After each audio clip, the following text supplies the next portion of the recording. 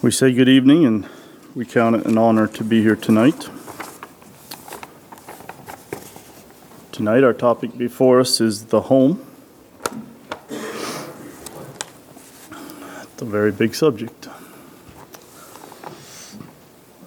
When someone comes up to you and says the home, what is the first thought that comes to your mind? Family.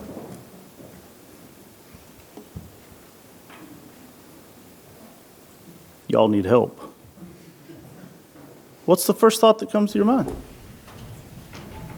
A house with people.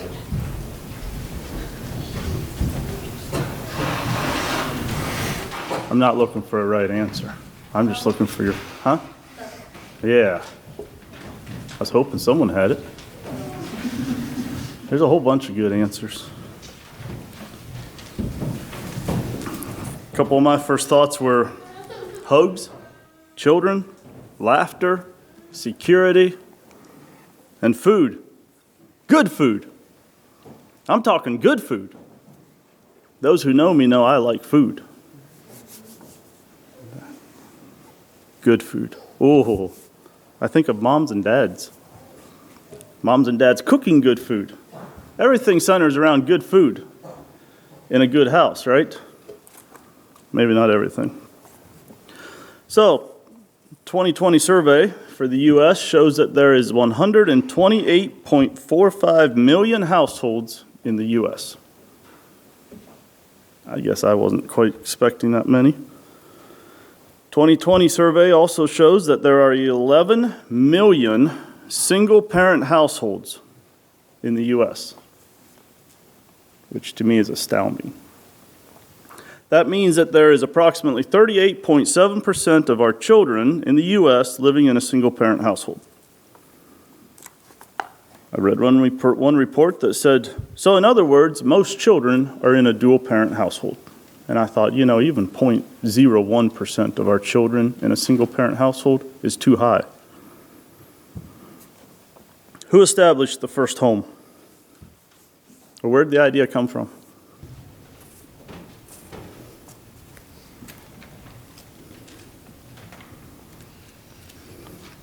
Y'all are starting to scare me. Adam and Eve in Genesis.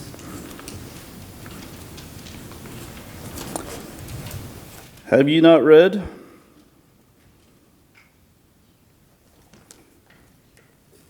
Yeah, I'll try to read my own notes. Yeah, I'm right. Have you not read that he which made them at the beginning made them male and female? And he said, for this cause shall a man leave father and mother, and shall cleave to his wife, and they twain shall be one flesh. Wherefore there are no more twain, but one flesh. What therefore God hath joined together, let not man put asunder. We see that and hear that at every wedding, which is very good. Some of you just got done doing some leaving and cleaving here tonight, too. That's good. God created the home.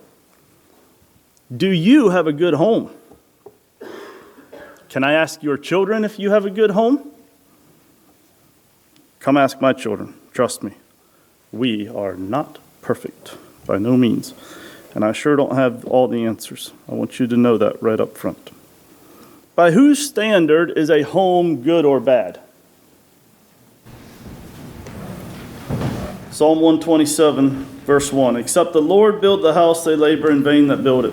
Except the Lord keep the city, the watchman waketh, but in vain.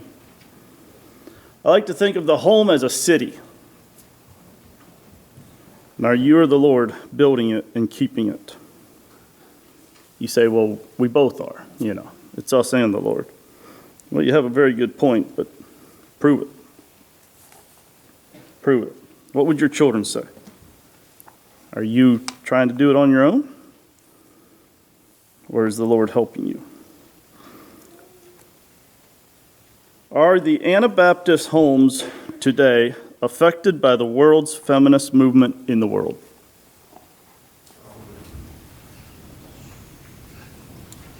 Probably, I heard someone say. I think even our churches are affected. If you don't agree, I just challenge us to look around a little. I believe if you remember back to a couple years ago, Brother Glenn Hurst did a very good job on that subject back at the Heritage Center that one summer. If you forget what he said, pull the CDs and listen to them. Here's a thought that I gleaned from a book. Wives, did you truly and wholeheartedly give up your identity on your wedding day?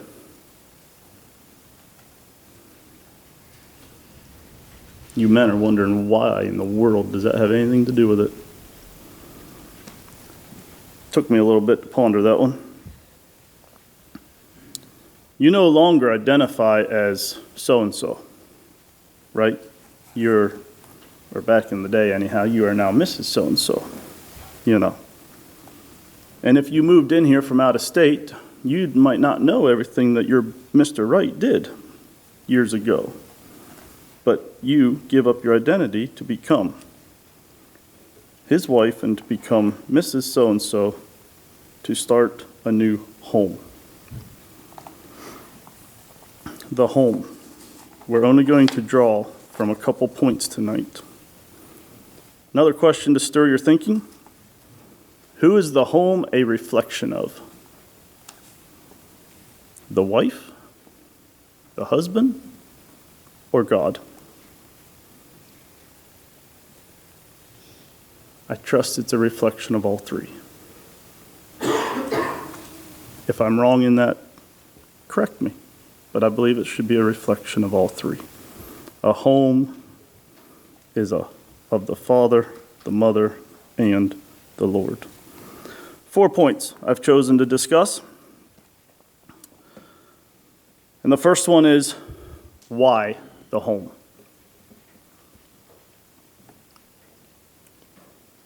A home is a place of unity and purity. It's husbands and wives laboring together in that constant fellowship with each other. A place where your struggle is mine and my struggle is yours. You're together. I fully believe tonight that a happy, God-fearing home and a God-obeying home is one of the greatest promoters of purity among the human race. And so many of us blow it. You struggle through life. I believe there is a purity topic later on the list, so I'm not going to get into that much. Follow God's marriage laws faithfully. It does not allow much for a devil's foothold to get into our homes. And trust me, if you haven't caught on yet, the devil wants to wreak havoc in homes across the U.S., across the world. Across the Mennonites and across our Anabaptist homes, the devil wants to destroy them.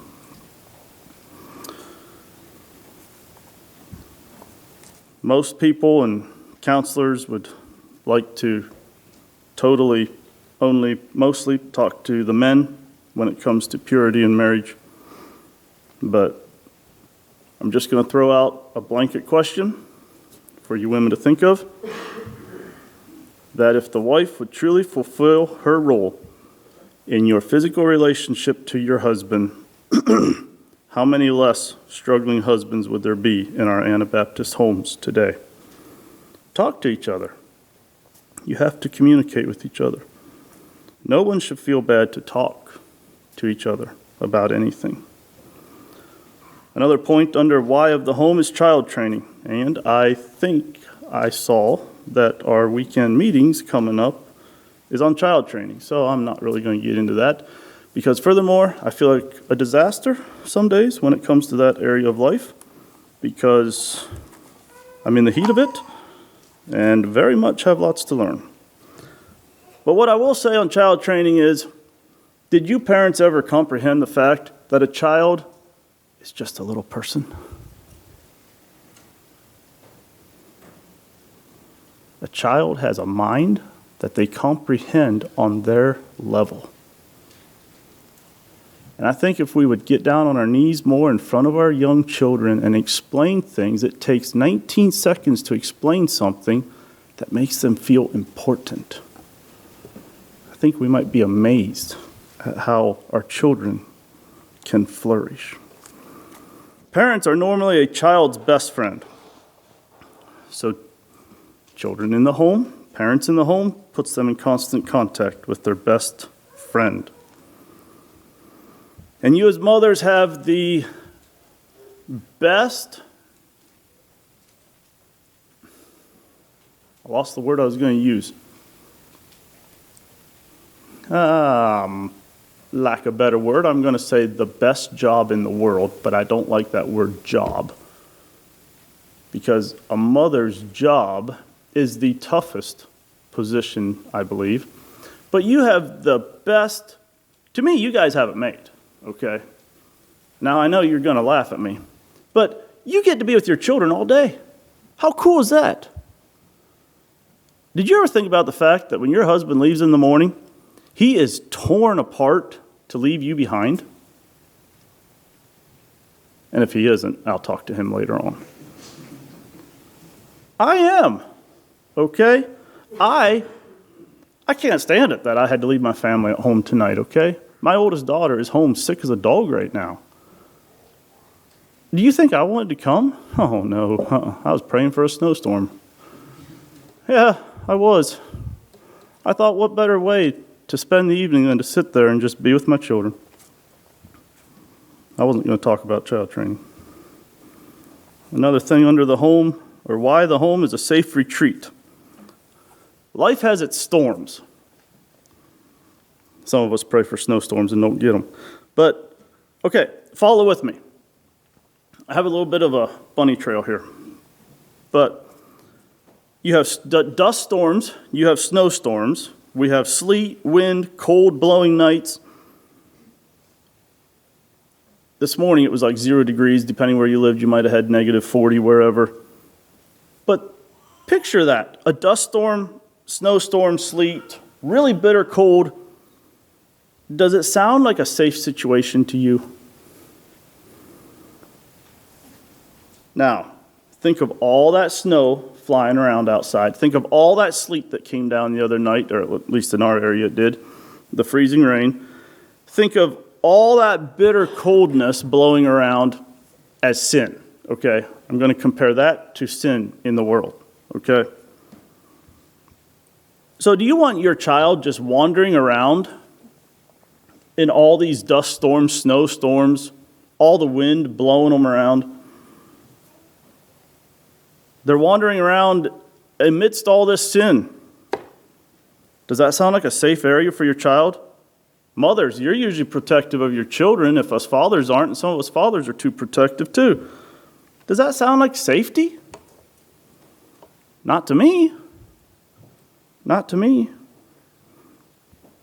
I had the golden opportunity a couple weeks ago to go flying off the road on a snowy day.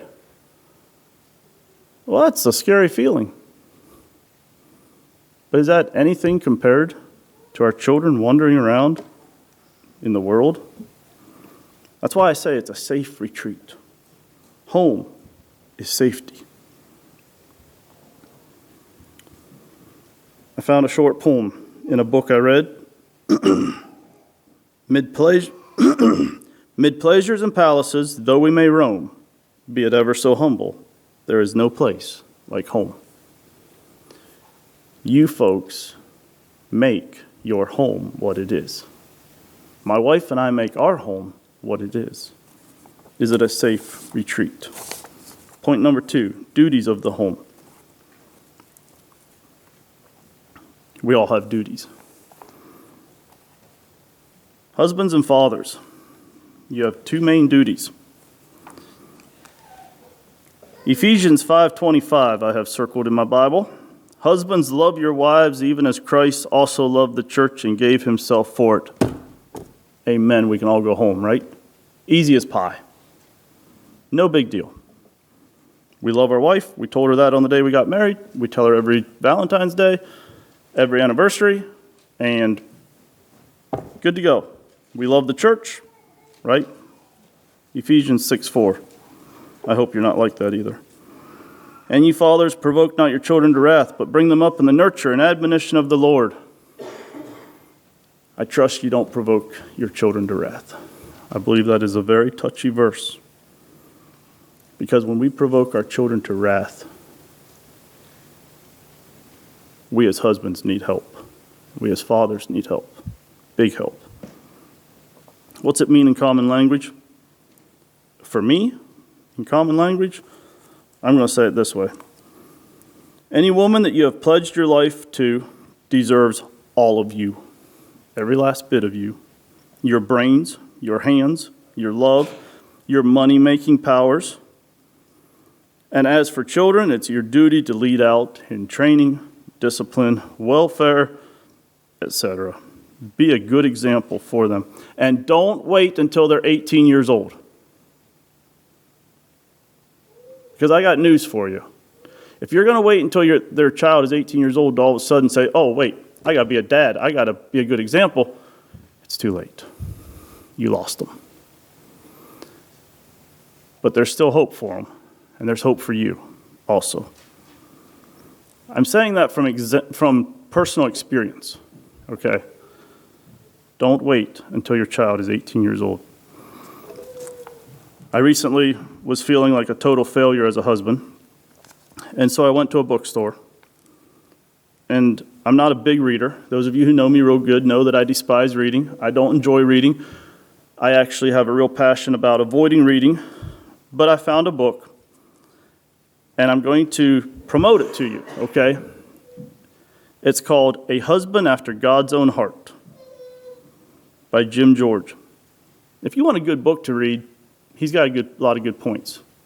Now, like any writer, there's some things that, you take with a grain of salt. But duty of the home as fathers is those things. Love your wife and be a good example to your children. Wives and mothers. Genesis 2:18. And the Lord said, it is not good that the man should be alone. I will make him an helpmeet for him. So be a helpmeet for him. 1 Samuel 1:27, for this child I prayed, and the Lord hath given me my petition which I have asked of him. Pray. Pray. We can all pray more. If you're like me anyhow, you don't pray enough.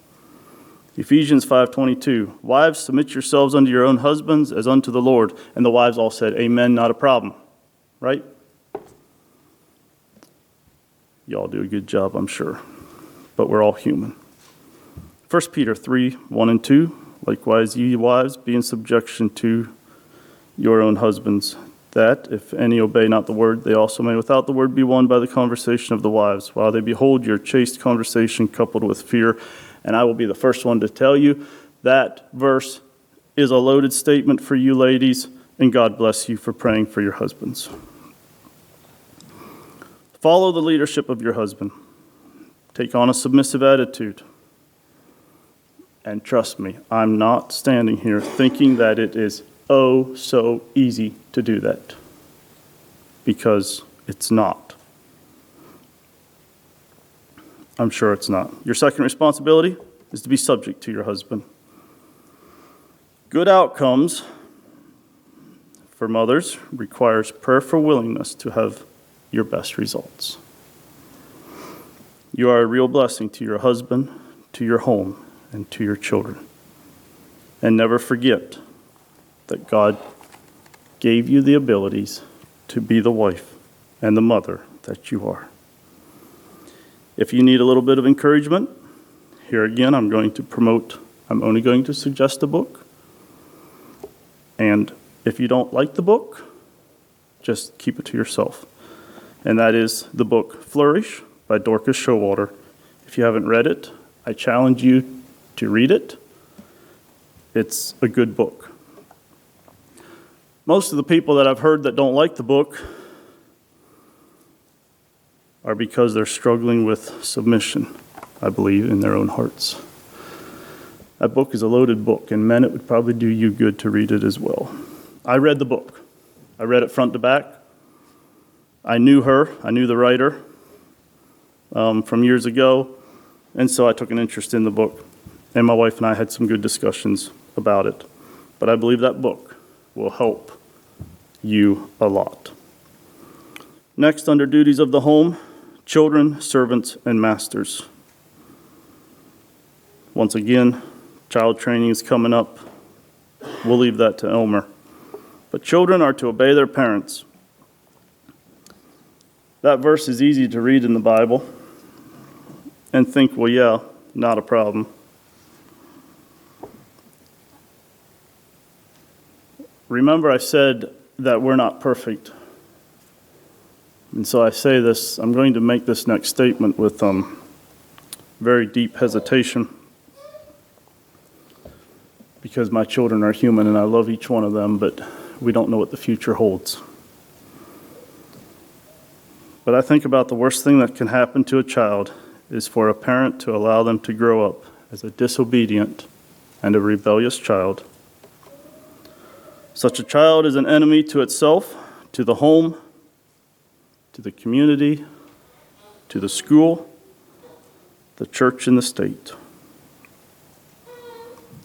But on the flip side, how happy of an environment for children to have obedience abound. Point number 3, home associations, home associates. Love, worship, loyalty, wholesome books, companionships, those who come and go in our homes. Home is self-sacrificing, where we contribute to each other's interests. It binds us together, helps hold all members to the Father of love, creates a protective bond among us. And this type of a home is hard for the enemy to get his foot in. Did you ever meet those folks? I'm sure you did. Where, siblings, you just wonder if they ever can get along. But boy, you say one little thing about one of their siblings, and the smoke will fly because they're protective of their siblings. That's what I'm saying about home. And the bind that home has on each other. Books and literature, if you like to read. Fathers, do you know what your children and family are reading and filling their minds with? I struggle to read, and so I struggle when I watch people read. My children will pick up a book, and they will pour their nose in that book for an hour and a half, and then they'll sit there and giggle at times, and you have to wonder what is going through their mind. But the coolest thing about watching my children read, there's a lot of neat things, but some things I just love is watch them read for an hour. Well, don't just sit there and watch them for an hour, do something profitable, but an hour later come around and say, hey, what for book are you reading? And you might get a 30-second answer. Or my one daughter will sit there and give you a 13-minute book rundown of what she's been reading, So it's the difference of children. I just like to do it to stir their thinking and to make sure that they're comprehending what they're reading. But fathers, do you care about what your children are reading? There's so much stuff out there. Mothers, you should care too, I realize. I said fathers. But do you care about what your wives are reading? Do you care about what your children are reading? Do you care what for books come and go? What for music comes and goes? And that's a whole other can of worms that I'm not going to get into tonight, is the whole music thing. But I think you all know what you should be doing if you're not doing it. Start doing it. Visitors and companions in the home, what kind are you attracting? What kind of friends are you having over? And I'm not being a control freak here, okay? So don't start accusing me. I'm not being controlling on who you're having at your place. I'm just asking questions. What kind of environment are you creating in your home? Because your visitors also affect your home. They affect your environment. Every Christian home should have 2 things that stand out. Does anybody want to guess what they are? I didn't think so. You didn't talk before. Every Christian home should have 2 things, I think. One is a Christian hospitality that makes people feel welcome to come. How do you get that? I don't know. I sometimes wonder too. We're still working on all that. And the second thing is a spirit of godliness that makes influence uppermost in the home? Basically speaking, is your home a place where people feel warm and fuzzy and they want to come to? You know? Is it welcoming? Or have you created a sense in your home of a cold shoulder and being a loudmouth with all the answers to everything? A home is where you don't talk about all the bitterness in the world. Talk about happiness. It's a place where happiness is portrayed. I don't know, I personally don't enjoy just sitting around talking about all the negativity in the world. There's too much good. God has done too much for us to consume our minds with all the bad stuff out there that's going on. Why are we concerned about it all? Let's talk about something good. If people don't like to come hang out at your place, I challenge you to ask yourself how you can change your lifestyle or your attitude. And sometimes I've had to look in the mirror myself. Sometimes parents are just difficult to talk to, and so you don't want to mingle with them. I realize not everybody's going to jibe, as you say. It's tough to talk about it, but sometimes it's true. Sometimes we need to look in the mirror. I mean, just stop and think about it. If you're always right about everything in life, every subject that ever comes up with, I mean, what fun is that? If all you want to do is, if all I want to do is have someone over and show off my nice stuff and my nice big fancy house, I mean, who's going to want to come? I don't know. That's just me. I want your heart. I want to be understood. And in a home, that's what I want. I want the heart of my visitors. I want my visitors to understand us. I want the heart of my children. What kind of a home do you have? Do you have a home where children are happy? Or do you have a home where children are miserable? Your home should be a place that is conducive to character building, strength building, moral and spiritual upbuilding. I think in turn, that'll make your associates and your children have good companions. Which brings us to the next point is blessings. Point number 4 is blessings. The blessings of a good home are more than we could ever write. The blessings of a godly home are more than you'll ever imagine. The things that you are kept hidden from as a child, don't take it for granted. Because the world would love to rip you out of your homes. You're a blessing to visitors. It's a glory to God to have joy in your homes for your children. Home will become a special spot where love and sympathy grow. And as the years roll on, children will become molded in the right pattern. You have so many reasons to count your blessings for living in a godly home. I only touched on the subject of the home, and I know I had to ramble fast because I had 4 pages that I didn't think I was going to get through tonight, but we actually made it. Fathers, the home affects every area of the world. The saying is out there that the mother who rocks the cradle rocks the world, and that's exactly right. God bless you, mothers, for rocking the cradle.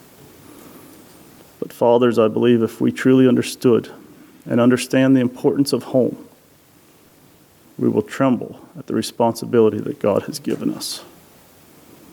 May we truly have a desire to lead our homes the way Christ has led the church.